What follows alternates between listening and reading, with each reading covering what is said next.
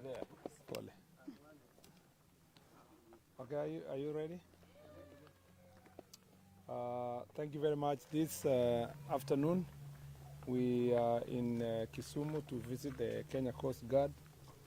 The purpose for this visit is to look at the preparedness of the Coast Guard, look at their strength, and discuss with them ways of ensuring that we can be able to facilitate them to perform their responsibilities. As you know, Kenya Coast Guard was established in the year 2018.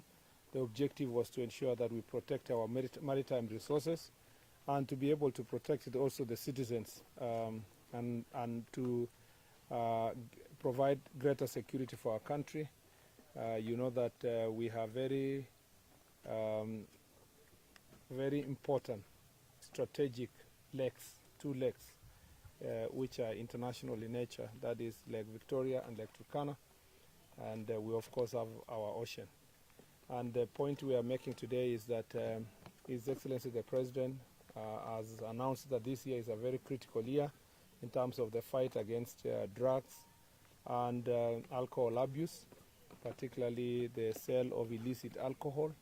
And one of the routes that is used to smuggle these contrabands is the Lake Victoria and Lake Turkana, because it's a border lakes.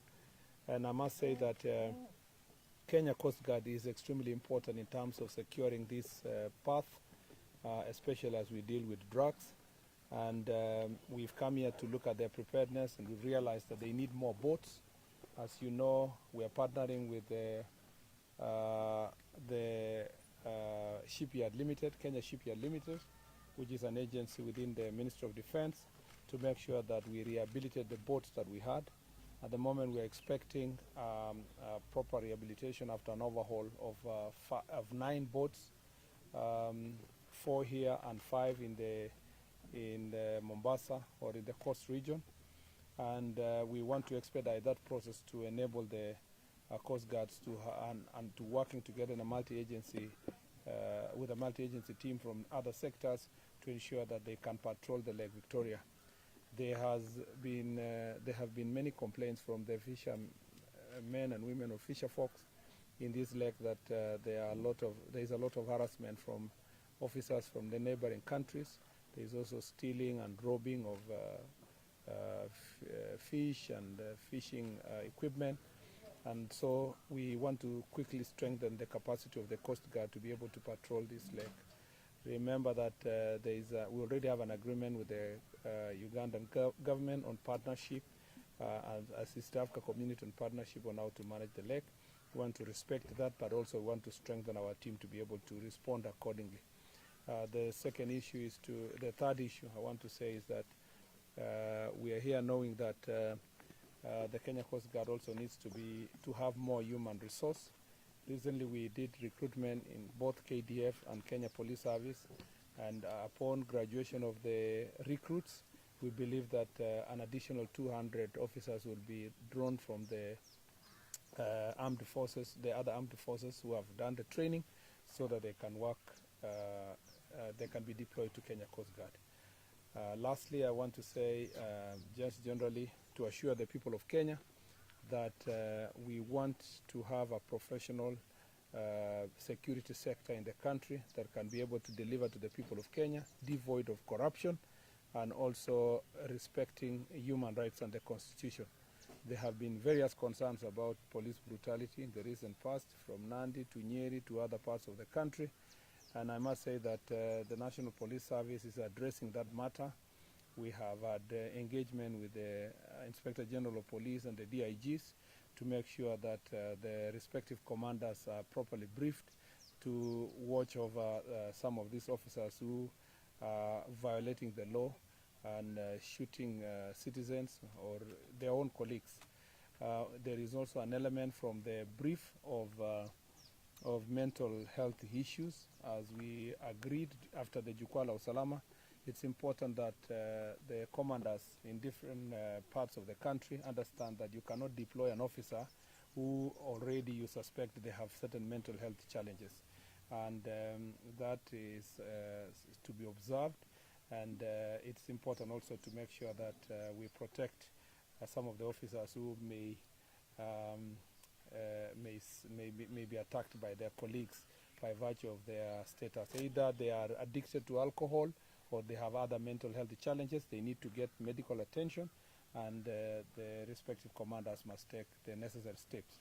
I want to assure the people of Kenya that the National Police Service, does not condone, and the government of Kenya, the Ministry of Interior, does not condone human rights violations. Even as His Excellency the President was meeting the national team to assess the progress of the 10-point agenda in the broad-based administration, particularly on issues of human rights and police brutality. I want to give the assurance to the people of Kenya that we will adhere to the Constitution, to also that 10-point agenda, and it's in our interest to make sure that those who are going to violate the law are punished, and those who need medical attention are also removed from police stations and service to be taken to the rehabilitation centers and other medical facilities to be attended to, so that we do not have situations that we have seen in the recent past where children and people are being brutalized by errant police officers. Asante sana. Thank you. Yes, Governor. Thank you very much. Let me say that I'm very grateful to the Minister and his team for spending a whole day here in Kisumu attending to matters of the Lake Victoria and its economy. As you know, the Lake Victoria and the activities that go there contribute a substantial part of our county's GDP, and it's something that we take very seriously. One of the things that has been discussed today is the issue of safety in the lake. I want to point out in particular those who have taken their resources and their wealth to invest in fish cages in the lake. We have had occasions where the fish cages have been robbed overnight, and I'm glad that the government is taking the security of the fishermen and the fisherfolk very seriously. This is something that we appreciate, and I'm quite sure that many more measures will be taken, working together with beach management units and cage farmers on the lake to secure Lake Victoria for productivity, higher productivity. As they say in Doluo, walk about and you will see. The minister has walked about, he has seen, and he has taken a lot of information he's going to use for policy making and policy implementation. Thank you, Governor. We will take only one question. It's very hot.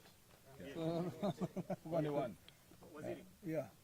Transition to grade 10 is a bit concerning. Just today, for instance, in our office, about 10 students came up and not transition to grade 10.